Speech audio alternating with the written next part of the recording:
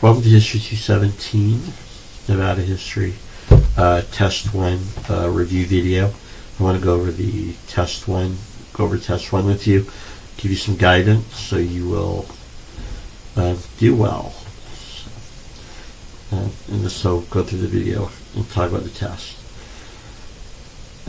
Lecture 1, the Lecture 1 question is going to be describe the animal and plant life in Nevada. In the lecture, I gave you some plants, native Nevada plants you could study. For the animal part, just go to Nevada Department of Wildlife, NDOW.org, species information, and really easy. Just pick a species, the type of animal, bird. You just pick pick an animal, bird, insect, mammal, amphibian, whatever, and just give some information about it. So you got to do 3 plants or animals, either one. Most students do animals. So 3 into 250 words. The minimum answer is 250 words. So 3 divided into 250, and so kind of talk about what you want there. Bank swallow, you click on it, and it just gives you a bunch of information. If it's kind of short, you may have to look up other stuff, but or kind of talk about their size, lifespan, their scientific name.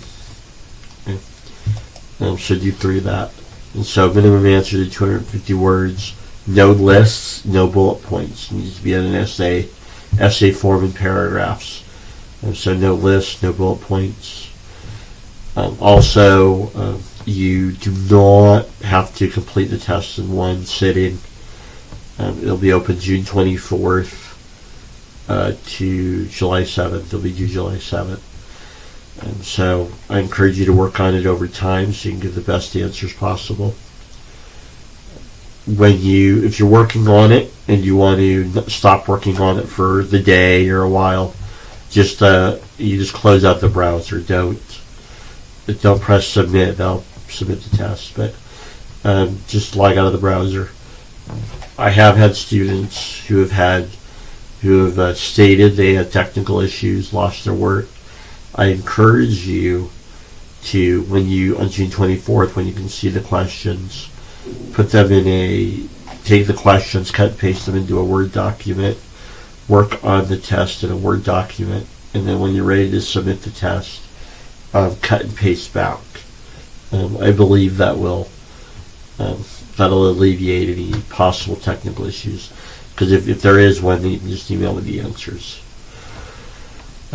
So Lecture 1 question, describe the animal and plant life in Nevada. Most students do the animals, but you're welcome to do the plant life too. Talk about 3 of them, and 3 into 250. You can do the math on the words there. The second question: compare and contrast 3 native tribes of Nevada. So the lecture and the videos you watch went over 5. You can also talk about the Anasazi. In the lecture, in the module, the lecture document, PowerPoint presentation I gave you,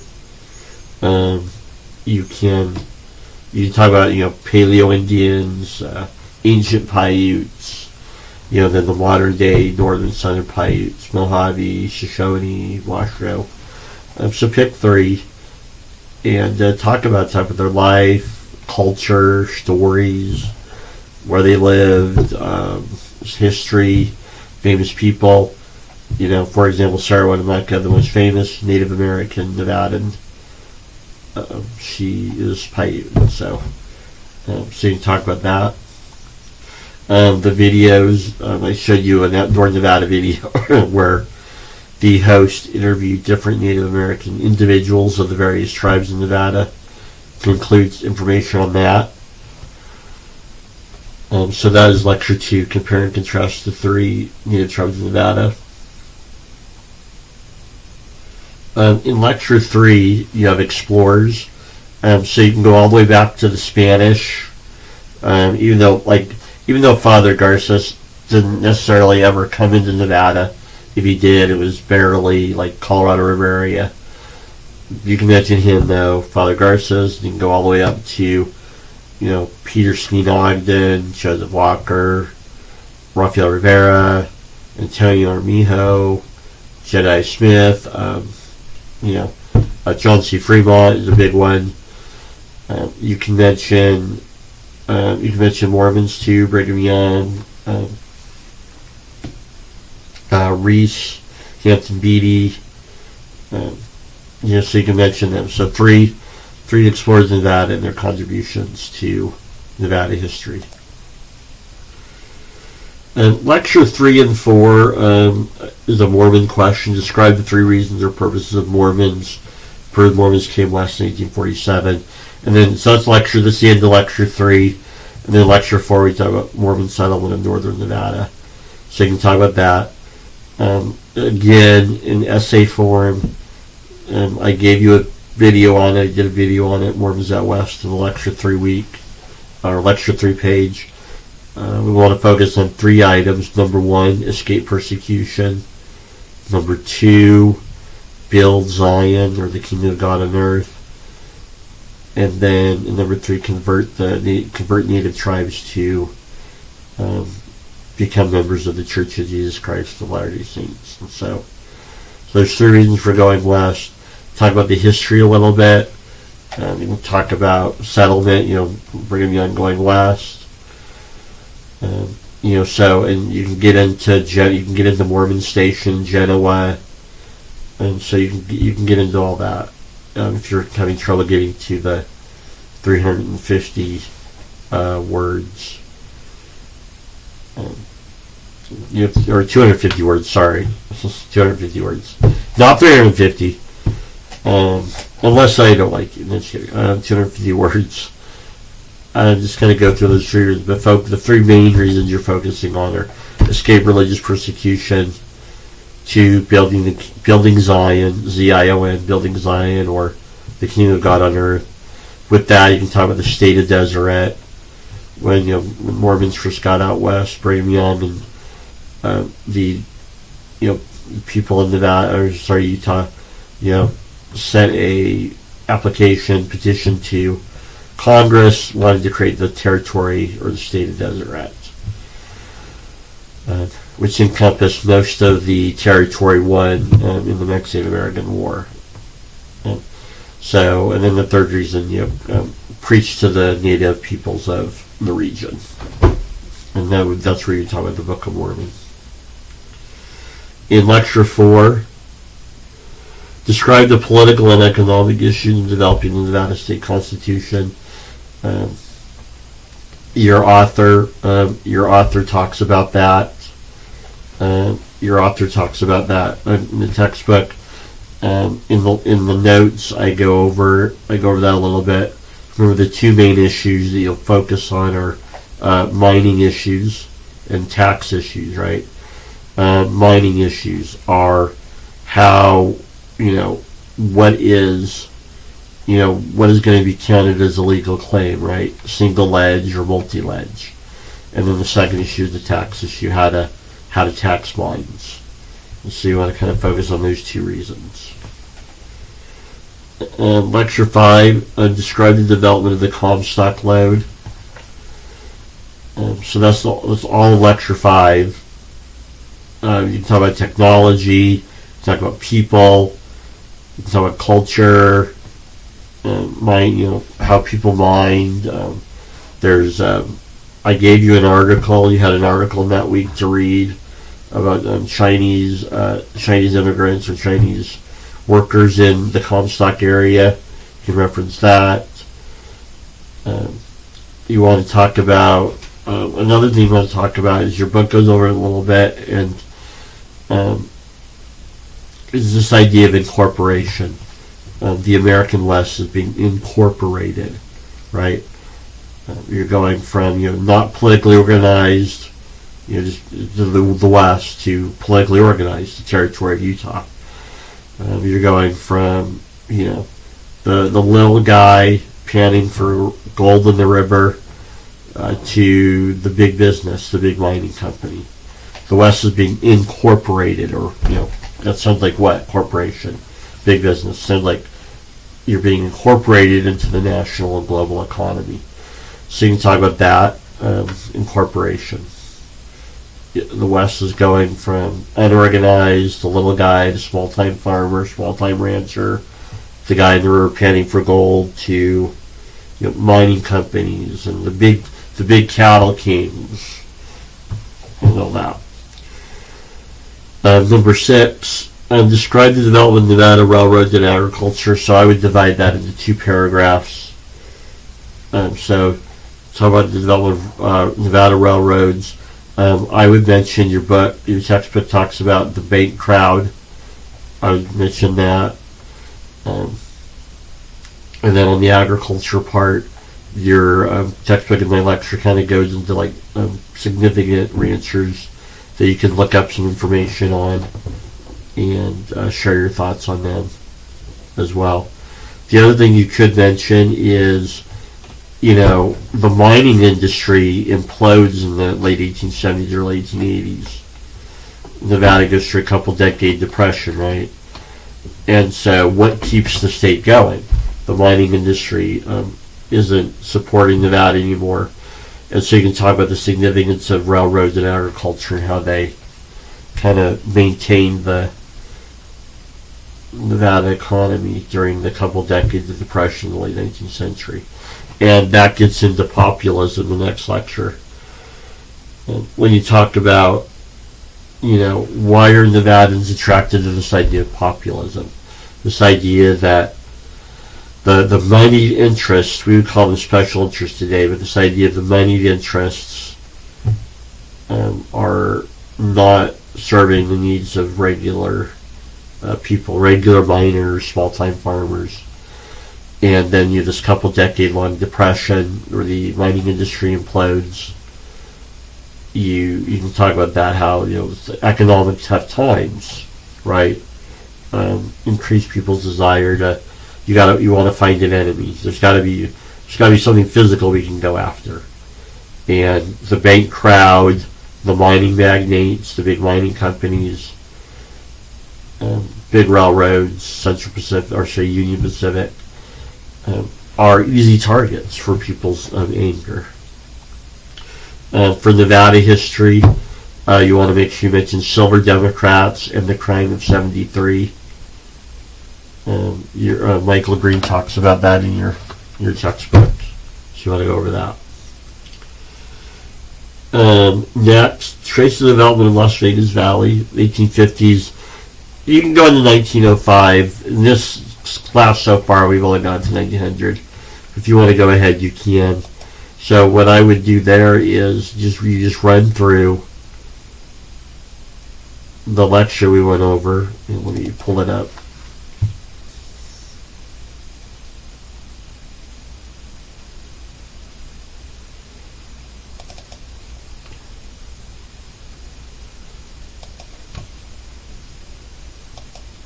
So I would start with, here we go. So you start with the Las Vegas mission. Talk about William Bringhurst. You'll talk about the development of mining with Nathaniel Jones. Talk about the conflict between the missionary William Bringhurst and then Nathaniel Jones is there to mine. Nathaniel Jones is there to preach to the Indians. He's there to mine for silver ore. And so you want to talk about Las Vegas mission. If you can mention other Mormon settlements in the 1870s and 80s. You'll talk about the Potosi Rush that the Nathaniel Still had started, and it kind of kept going a little bit. You definitely want to you can mention Gatton. You can mention that if you want. It's not really relevant. It's kind of minor. You definitely want to talk about Octavius Decatur Gass, his story, and you definitely want to talk about Archibald Stewart and his story. All right. And then by the 1880s, you want to talk about the two ranches. Helen Stewart will be more significant in future lectures, the second half of the class. So you don't necessarily have to mention her if you don't want to. There will be a Helen Stewart question on the final, and so if you want, you're welcome to end your answer, in the 1900s, 1880s. You have two ranches: the Stewart Ranch and the Kyle Ranch, or Kyle Ranch, and so on. So you just kind of go over the details of that. You can watch the videos they put out for that. Lastly, compare and contrast the first Arab mining boom, the Comstock era, with the second Arab mining boom.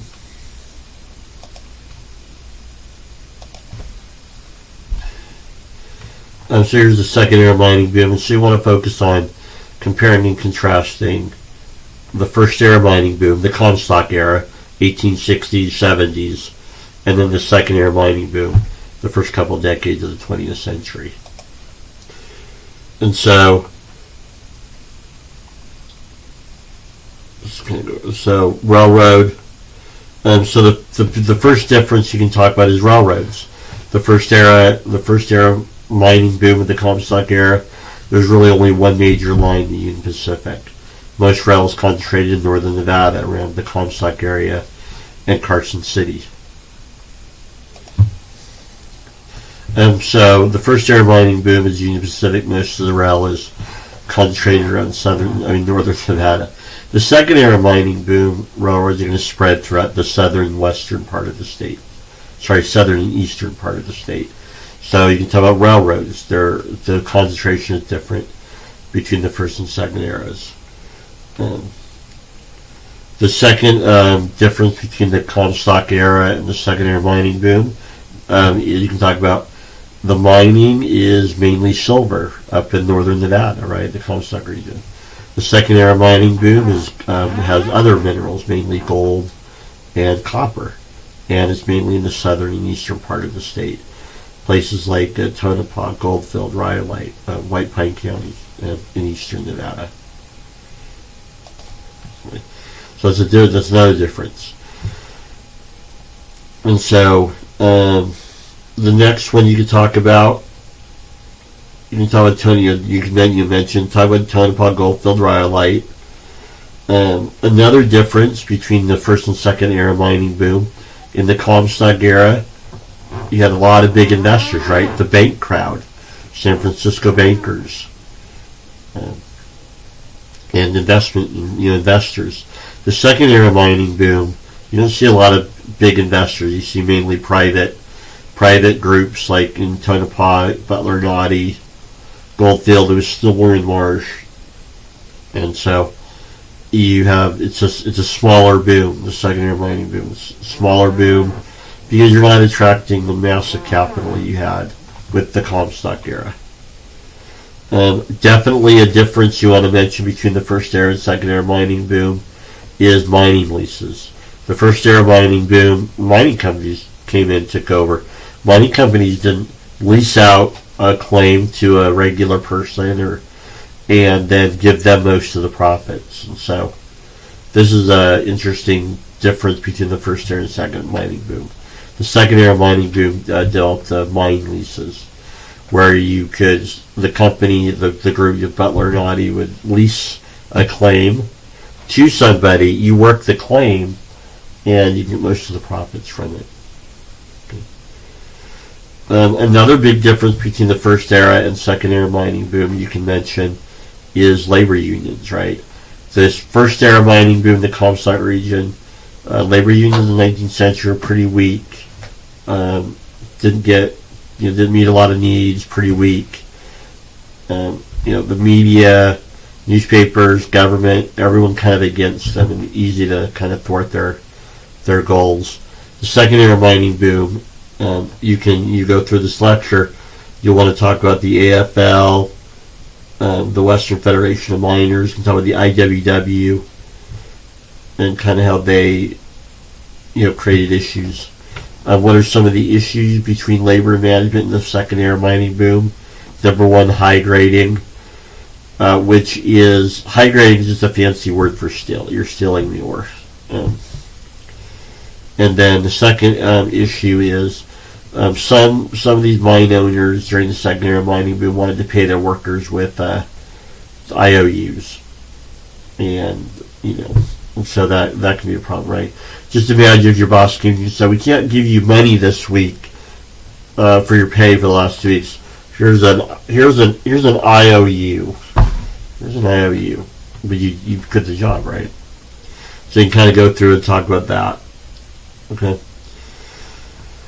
You can talk about one of the differences between the first era and second era mining boom is like new minerals, right? First era mining boom is mainly silver. Second era mining boom is gold, and copper. So you talk about the White Pine County copper boom too. As you kind of go through that.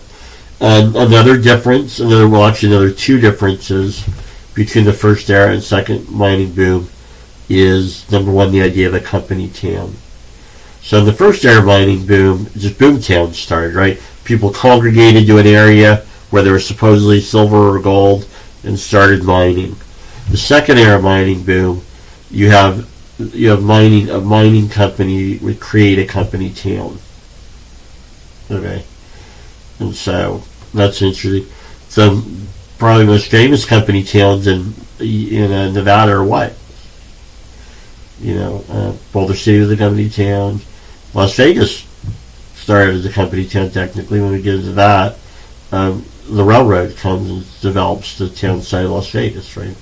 The second difference between the fifth one at this point. Another difference between the first era and second mining boom is open pit mining. The first era mining boom, you tunnel into the earth, dynamite into the earth, and find the vein and dig it out. The second era mining boom is open pit mining. So you can look up some of the differences there and talk about that. And so there you go. So that is the second era mining boom. You kind of compare and contrast them. As you notice, there's a bunch, like 6 or 7. Obviously, 250 words. You kind of hammer out what you need on that one. I give some level of detail. Drop names, a date, maybe drop some names, and kind of give your interpretation of the topic as well, kind of your point of view. Okay. If you have any more questions, you feel free to email me and talk about it. I've looked at answers before. If you're not sure if you're heading in the right direction, feel free to email me and I'll look it over, kind of point you in the right direction. Thank you and have a good day.